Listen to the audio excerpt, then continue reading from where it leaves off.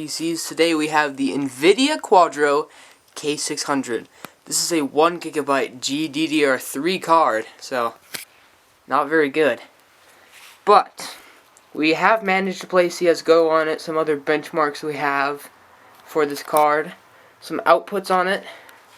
We have one display port and one DVI. So without further ado, let's get into the benchmarks. Alright, so we headed over to Quiet PC. Here they have a little bit of some information on our Quadro K600. As you can see, it is a 1GB GDDR3, just like I said. And a pretty basic card, not really meant for gaming at all.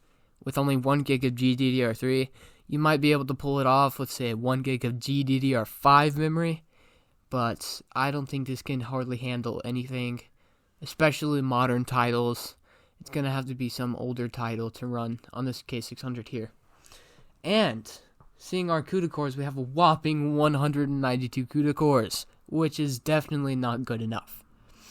And our 1GB GDDR3. And in BeamNG Drive, 720p all low settings, it's not the best game for the Quadro K600. We're getting about low frames, 25, 26 frames. The average frame rate was about 28 frames per second. And the highest we got to was about 30 frames. So I definitely do not suggest playing BeamNG on a Quadro K600. And for GTA 5, we have 720p, all low settings. Lowest frames we saw was about 40 frames per second. Average frames about 43, 44 frames per second. And high frames we got were about 49, 50 frames per second. In GTA 5, we got CSGO, 1080p low settings, about low FPS at about 38 frames per second. Average frames per second would be about 43, 44 frames per second. And the highest frames we saw was about 50 to 51 frames per second in CSGO.